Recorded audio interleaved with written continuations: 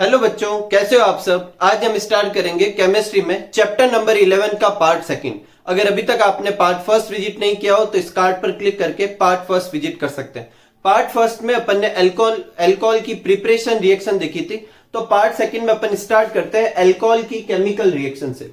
तो देखो, एक जनरल अल्कोहल का जो मॉलिक्यूल होता है वो कुछ इस तरीके का दिखता है। उसमें OH जो होता है वो एक कार्बन से जुड़ा होता है और आगे भी कार्बन की क्या हो सकती है, चेन हो सकती है।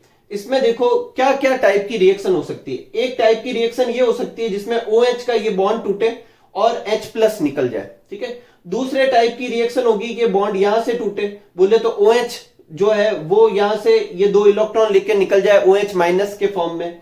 तीसरे टाइप की रिएक्शन में ये पूरा मॉलिक्यूल इन्वॉल्व होता है। और फोर्थ टाइप की रिएक्शन में ये ऑक्सीजन के ऊपर जो लॉन पेयर है, ये लॉन पेयर से क्या होती है, रिएक्शन होती है। कितने लॉन पेयर होते हैं ऑक्सीजन के ऊपर? 2 लॉन पेयर होते हैं। इन 2 लॉन पेयर से क्या होगी, रिएक्शंस होगी। कोई प्रॉब्लम नहीं। अब देखो 4 कैटेगरी बना दी। फर्स्ट कैटेगरी से स्टार्ट करते हैं। वो कैटेगरी जिसमें रिएक्शन में कौन सा बॉन्ड स्प्लिट होगा, OH के बीच का बॉन्ड, और जिसमें H प्लस निकलेगा और ये बॉन्ड के दोनों इलेक्ट्रॉन किसके ऊपर चले जाएंगे, ऑक्सीजन के ऊपर, ठीक है। तो देखो ये ROOH अल्कोहल है और यहां से क्या होगा, ये बॉन्ड स्प्लिट होगा। अब ये बॉन्ड क्यों होगा? क्योंकि ऑक्सीजन जो है इलेक्ट्रॉन को अपनी तरफ क्या करेगा, अट्रैक्ट करेगा। तो ये दोनों इलेक्ट्रॉन ये यहां पर आ गए, ठीक है, किसके ऊपर, ऑक्सीजन के ऊपर, ठीक है। और H के पास इलेक्ट्रॉन रहा नहीं, वो H प्लस के फॉर्म में बाहर निकल गया। ये जो अपने यहां पर जो ये बना है RO माइनस, इसे कहेंगे एल्कोक्साइड आयन। क्या कहेंगे, एल्कोक्साइड आयन। सपोज करो यहां एक कार्बन होता तो ये मिथॉक्साइड आयन होता, या 2 कार्बन होता तो ये इथॉक्साइड आयन होता। कोई प्रॉब्लम नहीं इसमें। तो यहां पर एल्कोक्साइड आयन बनता है। अब देखते हैं कि ऑर्डर क्या होगा इस तरह की रिएक्शन में। 1 डिग्री, 2 डिग्री, 3 डिग्री में से कौन ज्यादा रिएक्शन देगा। तो देखो 2 तरीके से अपन इसको समझ सकते हैं। पहला तो ऐसा समझते हैं कि ये पीछे जो बन रहा है ये कैसा बन रहा है, नेगेटिव चार्ज की एक स्पीसीज बन रही है।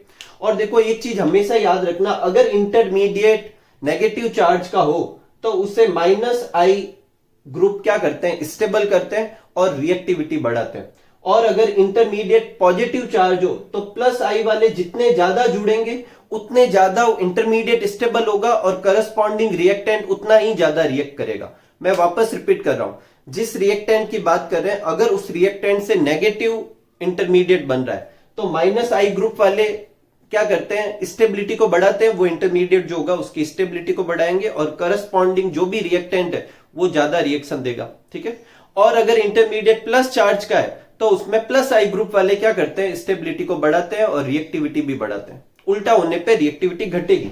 तो यहां पर देखो कि क्या हो रहा है कि अपने RO माइनस जो है वो एक तरह का क्या है, नेगेटिव आयन है और नेगेटिव इंटरमीडिएट है। तो नेगेटिव इंटरमीडिएट है तो इस पे अगर -I ग्रुप वाले लगे होंगे तो ये एल्कोक्साइड आयन जो होगा वो ज्यादा स्टेबल होगा और रिएक्टिविटी क्या होगी, ज्यादा। लेकिन अगर +I वाले ग्रुप जुड़े हुए होंगे तो ये एल्कोक्साइड आयन कम स्टेबल हो जाएगा और रिएक्टिविटी क्या होगी, कम होगी, ठीक है। तो इसको अपन समझते हैं। देखो 3 डिग्री जो ROH होता है, बोले तो 3 डिग्री अल्कोहल जो होता है वो 3 डिग्री अल्कोहल में 3 एल्काइल ग्रुप जुड़े रहते हैं। कितने एल्काइल ग्रुप जुड़े होते हैं, 3 एल्काइल ग्रुप जुड़े होते हैं। हर एल्काइल ग्रुप का जो इफेक्ट होता है वो कैसा होता है, +I। कैसा होता है, +I। और +I होने की वजह से ये इस इंटरमीडिएट को क्या कर देते हैं, कम स्टेबल कर देते हैं। इसका मतलब ये सबसे कम रिएक्टिव होगा।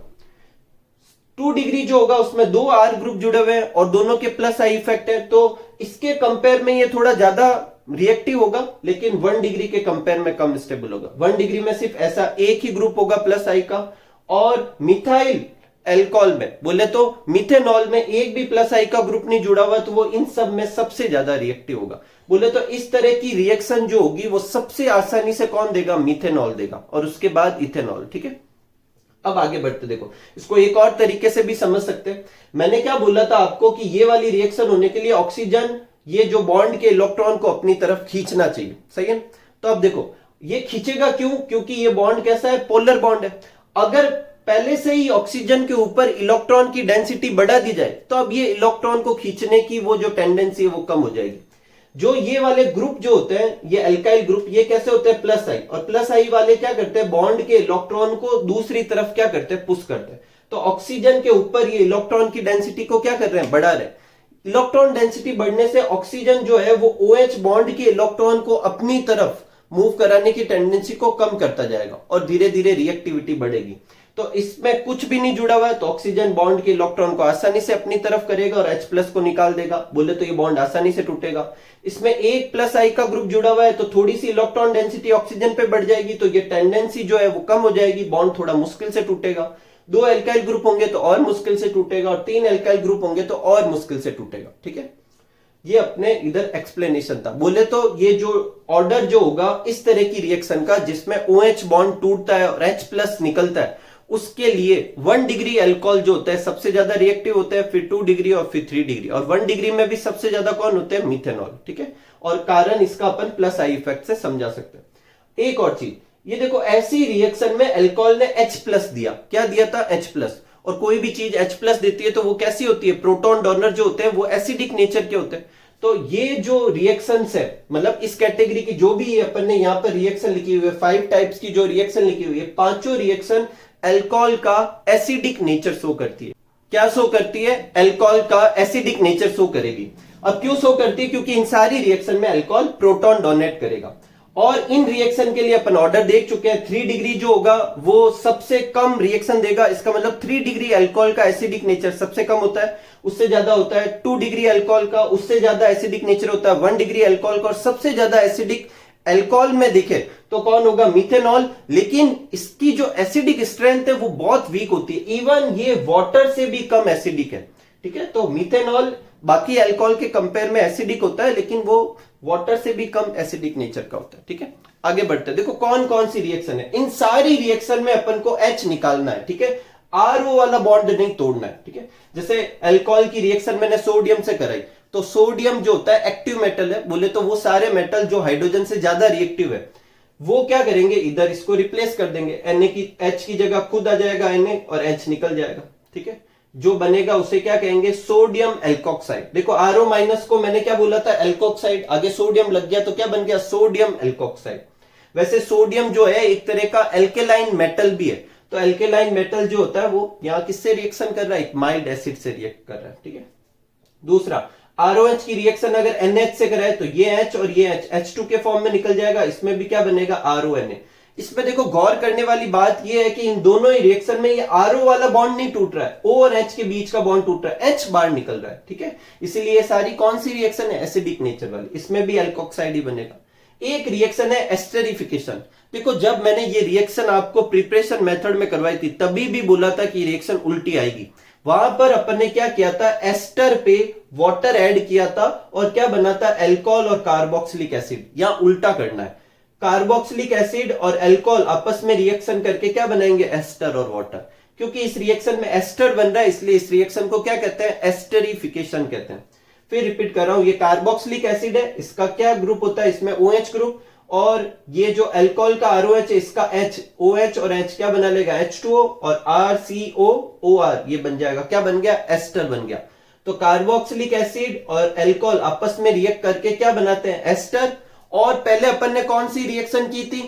हाइड्रोलाइसिस ऑफ एस्टर, जिसमें क्या किया था? एस्टर और वाटर की रिएक्शन करवा के अपन ने अल्कोहल और कार्बोक्सिलिक एसिड बनाया था। कोई प्रॉब्लम नहीं, आगे बढ़ते देखो। अगर मैं यहाँ एसिड की जगह एसिड के डेरिवेटिव लूं, देखो अगर आप लोगों को नहीं पता एसिड के डेरिवेटिव क्या होते हैं तो देखो RCOOH ये कार्बोक्सिलिक एसिड है। अगर मैं इसमें OH की जगह कुछ भी लगाऊं, जैसे OH की जगह Cl लगाऊं तो ये एसिटाइल क्लोराइड बन जाएगा। OH की जगह OCOOR लगाऊं तो ये एनहाइड्राइड बन जाएगा। ऐसे और भी कंपाउंड होते हैं, OH की जगह NH2 लगाऊं तो एमाइड बन जाएगा। ये सारे क्या कहलाते हैं? Acid derivative. तो उनसे रिएक्शन करवानी है। इन रिएक्शन में भी सेम पैटर्न में होगा। देखो यहां पे जो ग्रुप होगा, जो भी ग्रुप है वो ग्रुप H के साथ निकल जाएगा, क्या बनाएगा? वो वाला कंपाउंड बनाएगा। जैसे RCOCl है तो H और Cl आपस में रिएक्ट कर लेंगे और क्या बन गया? HCl, और पीछे RCOOR बोले तो एस्टर बन गया। ठीक है, अगर मैं एनहाइड्राइड लूं तो ये H जो है ये इसके साथ जुड़ जाएगा और क्या बन गया? देखो RCOOH। ठीक है, क्या बन गया? कार्बोक्सिलिक एसिड, और पीछे क्या बन गया? एस्टर बन गया। ठीक है, तो एस्टर तो इन दोनों में बन ही रहा है। इन सारी रिएक्शन को, इन दोनों रिएक्शन को एसिटाइलेशन नाम से भी पूछा जा सकता है। किस नाम से पूछा जा सकता है? कि एसिटाइलेशन लिखो तो अभी अपन को यही रिएक्शन लिखनी है। एक जो क्वेश्चन एग्जाम में पूछते हैं वो ये पूछते हैं कि इन रिएक्शन में पिरिडीन क्यों लिया जाता है। तो पिरिडीन देखो एक बेसिक नेचर का होता है, तो ये रिएक्शन जो है उल्टी डायरेक्शन में वापस भी हो सकती है। तो पिरिडीन क्या करता है, ये जो एसिड है इसको रिमूव कर देता है। ठीक है, क्यों? खुद कैसा होता है बेसिक नेचर का, जिससे ये रिएक्शन उल्टी डायरेक्शन में नहीं होगी। नेक्स्ट अपन को करनी है ग्रिग्नार्ड रिएजेंट के साथ रिएक्शन। तो देखो ये ROH और ये अपने ग्रिग्नार्ड रिएजेंट की अपन ने बहुत सारी रिएक्शन पहले भी की थी। ग्रिग्नार्ड रिएजेंट कहां जाके जुड़ता है, जहां पर O होता है। तो देखो ये OR जो है वो MgX के साथ, ठीक है, OR जो है ये Mg, ये X और ये OR जुड़ गया और ये दोनों आपस में जुड़ जाएंगे। कौन? RH। बोले तो एल्केन बन जाएगा। क्या बन जाएगा? एल्केन। तो एग्जाम में आपको पूछेंगे कि अल्कोहल से एल्केन बनाने का मेथड लिखो। किससे क्या बनाना है? अल्कोहल से एल्केन बनाने का मेथड पूछे तो ये वाली रिएक्शन है। किससे क्या बनेगा? अल्कोहल से एल्केन बनेगा और इसके लिए अपन को किससे रिएक्शन करवानी पड़ेगी? ग्रिग्नार्ड रिएजेंट से। फिर रिपीट कर देता हूं, सारी रिएक्शन में क्या निकल रहा है? अल्कोहल में से H, देखो सब में H निकल रहा है, ठीक है, और RO वाला ग्रुप साथ में रह रहा है। इसका मतलब बॉन्ड कौन सा टूट रहा है? O और H के बीच का। ये फर्स्ट कैटेगरी की रिएक्शन थी। इन सारी रिएक्शंस के लिए जो ऑर्डर होगा वो यही होगा, 3 डिग्री सबसे कम, 2 डिग्री उससे ज्यादा, 1 डिग्री उससे ज्यादा, और मिथेनॉल की रिएक्टिविटी सबसे ज्यादा होगी इन सारी रिएक्शंस के लिए। और ये सारी रिएक्शन अल्कोहल का एसिडिक नेचर शो करती है। तो पहले आप ये नोट कर लीजिए, फिर अपन आगे बढ़ते हैं। नेक्स्ट लेते हैं reaction due to cleavage of CO bond.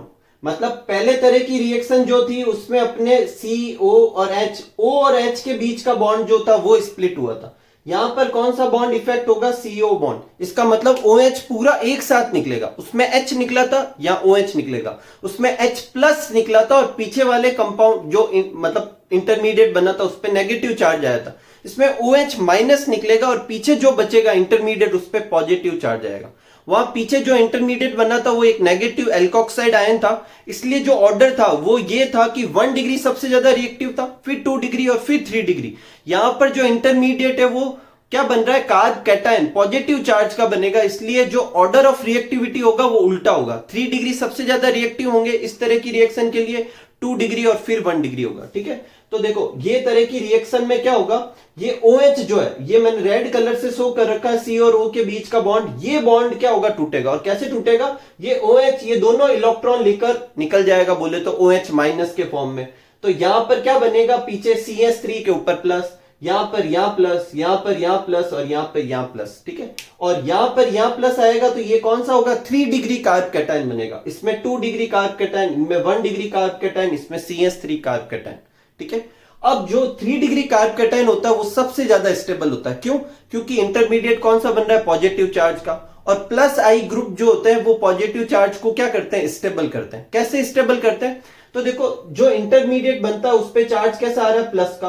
अगर इस पे कोई ऐसा ग्रुप जुड़ा हुआ है, अच्छे से सुनो, इस पे कोई ऐसा ग्रुप जुड़ा हुआ है जो इसके प्लस चार्ज को बढ़ाए, तब तो ये इसकी स्टेबिलिटी को घटाएगा। अगर कोई ऐसा ग्रुप जुड़ा हुआ है जो इसके ऊपर प्लस चार्ज की वैल्यू को कम करे, तो वो इसकी स्टेबिलिटी को क्या कर रहा है? बढ़ा रहा है। तो जो प्लस आई ग्रुप वाले होते हैं, प्लस आई ग्रुप वाले क्या करते हैं? इलेक्ट्रॉन को उस तरफ मूव कराते हैं। इससे इसके ऊपर कैसा चार्ज आने लगेगा? Delta minus.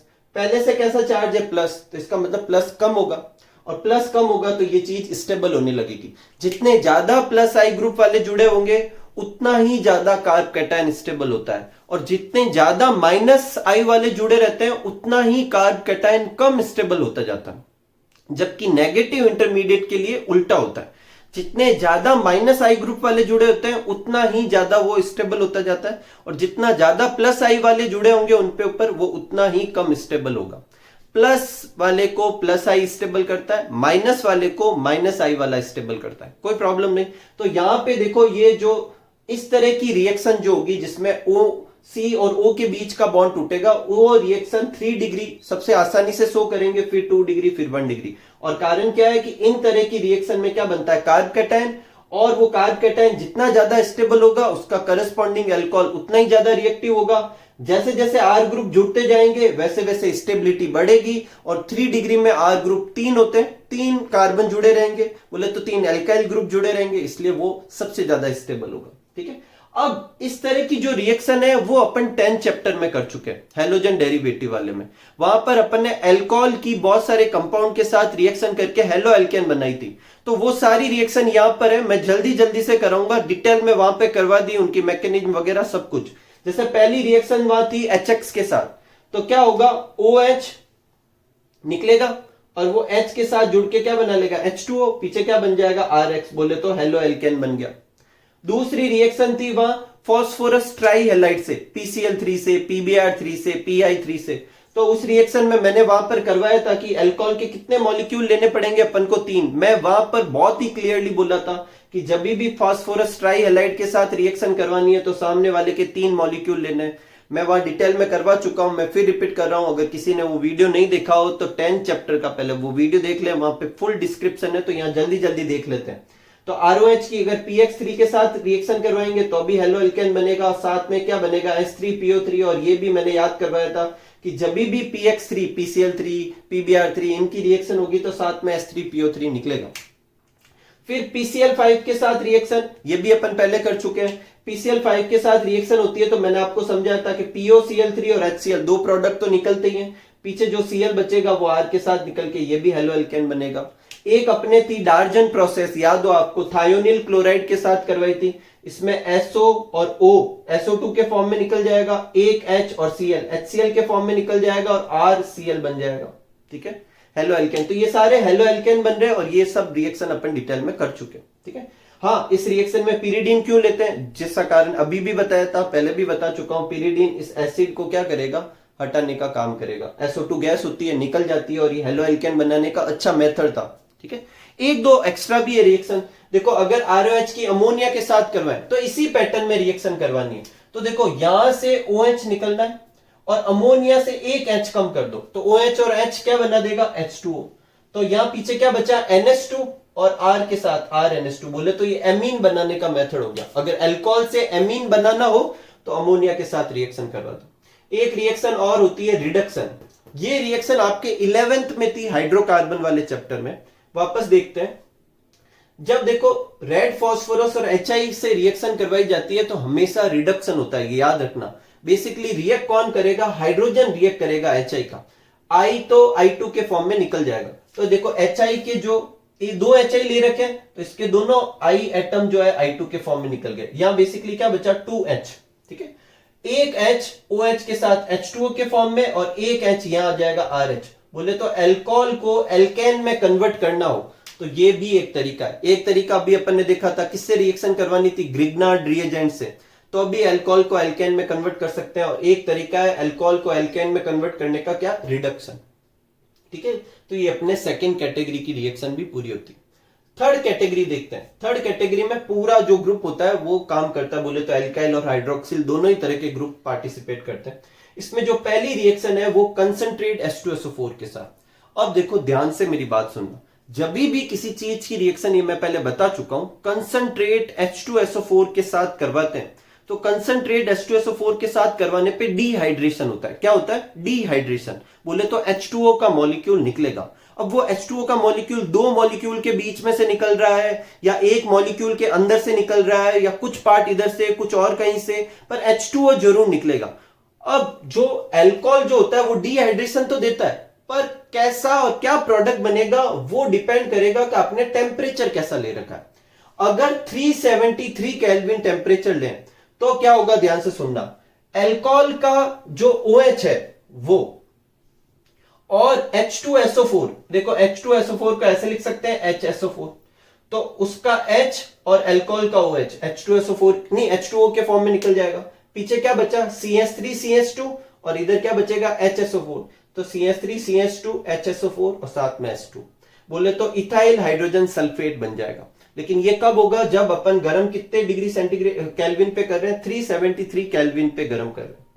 अगर ये हीट का जो टेम्परेचर है, जो हीट करने का तरीका है वो मैं थोड़ा ऊपर करूं, 413 केल्विन तक गर्म करूं, ठीक है, तो ऐसे केस में क्या होगा, ध्यान से समझना। ऐसे केस में ये मान लेते हैं ROH, ये एक अल्कोहल है और ये एक और अल्कोहल ले लेते हैं। इसका OH और इसका H निकल जाएगा, पीछे क्या बचेगा ROR, बोले तो ईथर बन जाएगा। क्या बन जाएगा? ईथर। दो मॉलिक्यूल काम आएंगे और ईथर बन जाएगा। जैसे इसके दो मॉलिक्यूल काम आएंगे, CH3 CH2 एक तरफ, O CH3 CH2 दूसरी तरफ। यहां जहां R लिखा हुआ है वहां पर क्या लिखना है? CH3 CH2। इस तरीके से दो अल्कोहल के मॉलिक्यूल के अंदर से क्या निकलेगा? H2O निकलेगा। ऐसा कब होगा? जब 413 केल्विन पे करवाएंगे। लेकिन अगर 433 या 443 केल्विन पे गर्म करें तो ऐसे केस में एक अल्कोहल मॉलिक्यूल के खुद के अंदर से ही क्या निकल जाता है? H2O निकल जाता है। इस केस में देखो OH तो निकलेगा यहां से और H निकलेगा इसके पास वाले से, तो पीछे क्या बचेगा? CH2 CH2, बोले तो डबल बॉन्ड आ जाएगा। अब वापस रिपीट करते हैं। अगर अल्कोहल का कंसंट्रेट H2SO4 की प्रेजेंस में डिहाइड्रेशन करा रहे तो 373 पे करवाएंगे तो इथाइल हाइड्रोजन सल्फेट या एल्काइल हाइड्रोजन सल्फेट बनेगा। अगर 413 पे करवाएंगे तो ईथर बनेगा। 443 पर करवाएंगे तो क्या बनेगा? एल्कीन बनेगा। इसका मतलब अल्कोहल जो है कंसंट्रेट H2SO4 के साथ अलग अलग टेम्परेचर पे अलग अलग रिएक्शन देते हैं। तो कभी कभी बोर्ड में ऐसा क्वेश्चन आता है कि अल्कोहल की कंसंट्रेट H2SO4 के साथ जो रिएक्शन है उसकी टेम्परेचर डिपेंडेंसी समझाओ, बोले तो अलग अलग टेम्परेचर पे अलग अलग प्रोडक्ट बना के बताओ। तो ये तीनों लिखनी है। एक और चीज, आपको एग्जाम में अल्कोहल दे दे, ऊपर कंसंट्रेट H2SO4 देते, तो आपको जो प्रोडक्ट लिखना है वो ये देख के लिखना है कि टेम्परेचर कितना है। तो यहां पर टेम्परेचर आपको अच्छे से लर्न करना है। ठीक है, आगे बढ़ते हैं। अब देखो इसमें से जो ये वाली रिएक्शन जिससे अल्कोहल किस में कन्वर्ट हो रहा है? एल्कीन में, इसको अपन को डिटेल में समझना है। तो देखो ये अल्कोहल है, ये कार्बन, ये दूसरा कार्बन, एक कार्बन पे OH लगा हुआ है, ये दूसरे कार्बन पे मिथाइल ग्रुप था। देखो ये रहा ना अपने, देखो C, यहाँ पे दो हाइड्रोजन थे, ये अपन ने दो हाइड्रोजन लगा दिए, ये लगा दिए दो हाइड्रोजन, और एक OH था, एक OH लगा दिया। इस वाले कार्बन पे तीन हाइड्रोजन थे, ये तीन हाइड्रोजन लगा दिए। अब इस वाले कार्बन से क्या निकल रहा? OH, और इसके पास वाले कार्बन से क्या निकल रहा? H। तो एक इससे निकल रहा है, एक इससे निकल रहा है। तो ये किस तरह की रिएक्शन होगी? एलिमिनेशन रिएक्शन होगी। कौन सी होगी? एलिमिनेशन। H2O निकल जाएगा और यहां पर इन दोनों के बीच में डबल बॉन्ड आ जाएगा। क्या बन जाएगा? एल्कीन। ठीक है, ये बीटा हाइड्रोजन एलिमिनेशन है। और इस रिएक्शन की मैकेनिज्म कैसे होती है, रिएक्शन होती कैसे है, वो अभी अपन देखेंगे। पहले आप ये नोट कर लीजिए। तो अल्कोहल के कंसंट्रेट H2SO4 की प्रेजेंस में जो ये बीटा हाइड्रोजन एलिमिनेशन हो रहा है उसकी मैकेनिज्म देखते हैं। तो देखो ये अपने अल्कोहल का मॉलिक्यूल है। सबसे पहले जिस एसिड से अपन रिएक्शन करवा रहे हैं, यहां पे किससे करा रहे हैं? कंसंट्रेट H2SO4 से क्या हो रहा है? डिहाइड्रेशन हो रहा है। तो कंसंट्रेट H2SO4 जो है वो हमेशा याद रखना एक डिहाइड्रेशन एजेंट है, मतलब उसकी प्रेजेंस में उसके साथ किसी चीज को गर्म करते हैं, ठीक है, तो फिर क्या होगा? डिहाइड्रेशन होगा। ठीक है, तो उस कंसंट्रेट H2SO4 का जो H+ है वो यहां पर क्या करता है? जाके जुड़ जाता है, क्योंकि यहां पे दो लॉन पेयर है। ठीक है, तो एक लॉन पेयर इस H को मिल जाएगा और इन दोनों के बीच में बॉन्ड बन जाएगा। पीछे कितना बचेगा? एक लॉन पेयर बचेगा और इसके ऊपर कैसा चार्ज आ जाएगा? Plus charge. ये क्या कहलाएगा? प्रोटोनेटेड अल्कोहल कहलाएगा। सेकेंड स्टेप में ये प्रोटोनेटेड अल्कोहल जो है ये ऑक्सीजन क्या करेगा? ये दो इलेक्ट्रॉन जो इसने इसके साथ बॉन्ड बनाने में यूज किए थे वो दो इलेक्ट्रॉन खुद वापस ले लेगा। कहां से? पड़ोस वाले बॉन्ड से। तो यहां से ले लेगा, तो ये यहां का बॉन्ड टूट गया, ये दोनों इलेक्ट्रॉन ले लेगा, इसलिए H2O बन गया। ये H2 और O बन गया। एक लॉन पेयर पहले से था, एक और आ जाएगा। ठीक है, इसका प्लस चार्ज चला गया, यहां के दोनों इलेक्ट्रॉन चले गए तो प्लस इस पे आ जाएगा। तो क्या बन गया? Carb cation. अब देखो इंटरमीडिएट क्या बन रहा है? Carb cation. तो आपको आगे की चीज समझ जानी चाहिए कि जो ऑर्डर ऑफ रिएक्टिविटी होगी इस तरह की रिएक्शन के लिए वो क्या होगी? 3 डिग्री, 2 डिग्री, 1 डिग्री। 3 डिग्री सबसे ज्यादा रिएक्टिव होगा क्योंकि 3 डिग्री कार्ब कैटायन सबसे ज्यादा स्टेबल होता है। फिर ये जो कार्ब कैटायन बना है इसमें कार्ब कैटायन में जिस कार्बन पे प्लस चार्ज आया उसके पास वाले कार्बन से एक हाइड्रोजन का जो ये बॉन्ड के इलेक्ट्रॉन है वो यहां चले जाएंगे, यहां डबल बॉन्ड बन गया। तो ये हाइड्रोजन के दोनों इलेक्ट्रॉन चले गए, तो यहाँ H किसके फॉर्म में रिलीज हो जाएगा? H+। इसका मतलब जो H+ अपन ने स्टार्टिंग में यहां से यूज किया था वापस रिलीज हो गया। इसलिए अपन यहां पर ऐसे समझ रहे जैसे H2SO4 कुछ कर ही नहीं रहा। ठीक है, अपन सिर्फ डिहाइड्रेशन करवा रहे हैं। ठीक है, ये वाला स्टेप स्लो होता है, ये वाला स्टेप फास्ट होता है। ऑर्डर ऑफ रिएक्टिविटी क्या होगी? 3 डिग्री सबसे ज्यादा रिएक्टिव होगा इस तरह की रिएक्शन के लिए, फिर 2 डिग्री, फिर 1 degree. In this reaction carb cation is formed and stability of carb cation क्या होगी? 3 डिग्री कार्ब कैटायन, फिर 2 डिग्री कार्ब कैटायन और 1 डिग्री कार्ब कैटायन। इसी वजह से 3 डिग्री कार्ब कैटायन का करस्पॉन्डिंग अल्कोहल 3 डिग्री सबसे ज्यादा रिएक्टिव होगा, फिर 2 डिग्री और फिर 1 डिग्री। एक और चीज, अगर इसमें क्या बन रही है, एल्कीन बन रही है, तो सपोज करो अगर एक से ज्यादा एल्कीन पॉसिबल हो, मतलब हाइड्रोजन जो है वो बीटा कार्बन से निकालना है, और आपको पता है बीटा कार्बन कौन सा होता है, OH जिस कार्बन से जुड़ा होगा वो अल्फा कार्बन, उसके पास वाले इस तरफ वाला और इस तरफ वाला दोनों ही क्या होंगे, बीटा कार्बन, जैसे इसमें। अब OH तो यहां से निकलेगा, H यहां से भी निकल सकता है और H यहां से भी। अगर यहां से निकलता है तो डबल बॉन्ड यहां पर आएगा और ये प्रोडक्ट बनेगा, और अगर H यहां से निकलता तो डबल बॉन्ड यहां पर आएगा, ये प्रोडक्ट बनेगा। ऐसे केस में मेजर प्रोडक्ट क्या होगा, प्रोडक्ट दोनों बनेंगे पर ज्यादा अमाउंट में कौन सा बनेगा, मेजर प्रोडक्ट क्या होगा, ये अपन सेटजेफ रूल से करेंगे। सेटजेफ रूल भी मैं पिछले चैप्टर में डिटेल में करवा चुका हूं। आप में से जिन लोगों ने अभी पिछला चैप्टर नहीं किया, मैं चाहता हूं पहले आप वो चैप्टर करें, वहां पे बहुत सारे बेसिक कंसेप्ट थे, मैंने स्टार्टिंग से करवाए थे। तो वहां सेटजेफ रूल करा था, और सेटजेफ रूल क्या कहता है कि जब भी एक से ज्यादा एल्कीन पॉसिबल हो तो ज्यादा सब्सटीट्यूटेड एल्कीन जो होती है वो मेजर प्रोडक्ट होती है। बोले तो जिसमें डबल बॉन्ड बीच में आता है, इंटर जो मतलब मिडल में जिसमें डबल बॉन्ड आ रहा है उस पर ज्यादा सब्सटीट्यूशन हुआ, वो मेजर प्रोडक्ट होगी। ठीक है, तो ये 80% होगा, ये मेजर प्रोडक्ट होगा, ये क्या होगा, माइनर प्रोडक्ट होगा। ठीक है, आगे चलते हैं। नेक्स्ट है डीहाइड्रोजिनेशन, इसको समझे। देखो डीहाइड्रोजिनेशन का मतलब H2 निकालना है। अपन ने जब अल्कोहल की प्रिपरेशन मेथड की थी तो उस समय अपन ने क्या किया था कि एल्डिहाइड और कीटोन पे H2 जोड़कर अल्कोहल बनाए थे। एल्डिहाइड पे H2 जोड़ने पर 1 डिग्री अल्कोहल बना था। तो अगर 1 डिग्री अल्कोहल से वो H2 निकाल लूं तो क्या बन जाएगा, एल्डिहाइड। 2 डिग्री जो बनाया था वो अपन ने कीटोन पे H2 जोड़ के बनाया था। इसका मतलब 2 डिग्री से अगर H2 निकाल लूं तो क्या बन जाएगा, कीटोन। 3 डिग्री की वहां रिएक्शन नहीं थी तो यहां पर याद रखेंगे 3 डिग्री से अगर डीहाइड्रोजिनेशन करवाएंगे तो क्या बनेगा, एल्कीन। बेसिकली वहां डीहाइड्रोजिनेशन नहीं होगा। इन दोनों के केस में तो क्या होगा, H2 रिमूव होगा। क्या रिमूव होगा, H2, और इस वाले केस में H2O रिमूव होगा। ठीक है, ये रिएक्शन जो होती है वो कॉपर और 573 केल्विन पे करवाई जाती है। ये रिएक्शन भी अक्सर आपको एग्जाम में ऐसे कोई भी एक अल्कोहल दे देते हैं, ऊपर Cu 573 केल्विन और ऐसे क्वेश्चन मार्क कर देते हैं और कहते हैं रिएक्शन कंप्लीट करो। तो आपको समझना है, ये याद रखना है कि Cu 573 केल्विन के ऊपर क्या होगा, डीहाइड्रोजिनेशन होगा। तो 1 डिग्री अल्कोहल एल्डिहाइड में, 2 डिग्री अल्कोहल कीटोन में, और 3 डिग्री अल्कोहल जो है वो एल्कीन में। कैसे होता है देखते हैं। देखो ये 1 डिग्री RCH2 CH, 2 H होता है ना CH2, तो एक H यहां पर, एक H यहां पर, और OH। तो OH का H और पास वाले कार्बन का जो H है ये दोनों निकल जाएंगे H2 के फॉर्म में। पीछे क्या बचा, RCHO, बोले तो क्या बन गया, एल्डिहाइड। क्या बन गया अपने, एल्डिहाइड। सेकंड लेते हैं कीटोन, सॉरी 2 डिग्री। 2 डिग्री में क्या होता है, इस कार्बन पे OH से जुड़े हुए कार्बन पे 2 एल्काइल ग्रुप लगे होंगे, तो ये जो पीछे एक हाइड्रोजन बचा वो हाइड्रोजन और ये हाइड्रोजन निकल जाएंगे H2 के फॉर्म में, और इन दोनों के बीच में डबल बॉन्ड आ गया। बोले तो ये क्या बन गया, अपने कीटोन बन गया। क्या बन गया, कीटोन।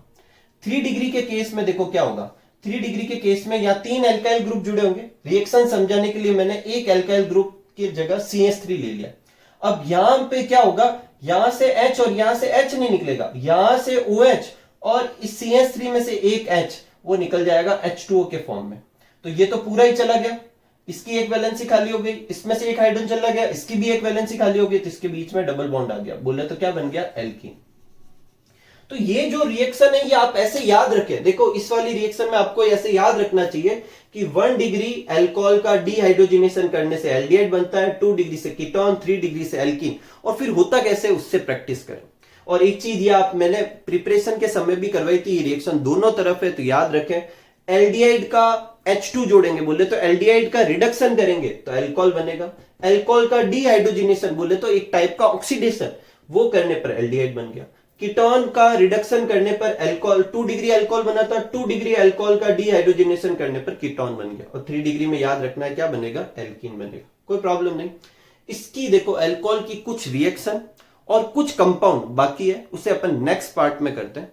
तब तक आप इस पार्ट की अच्छे से प्रैक्टिस कीजिए। देखो हर रिएक्शन को लर्न कीजिए, साथ ही साथ में मैं बार बार कह रहा हूं अब ये देखिए कि रिएक्टेंट से कौन सा प्रोडक्ट बन रहा है, कौन सी कंडीशन है, क्या रिएक्शन दोनों तरफ थी, प्रिपरेशन में थी, नहीं थी, हर चीज को अच्छे से समझ के कीजिए। याद करनी पड़ेगी आपको, लेकिन आप प्रॉपरली उन्हें देख कर लर्न करें। ठीक है, तो मिलते हैं अगले वीडियो में। तब तक आप खूब सारा हार्डवर्क कीजिए, खूब खुश रहिए, खूब मस्त रहिए। Thank you for watching.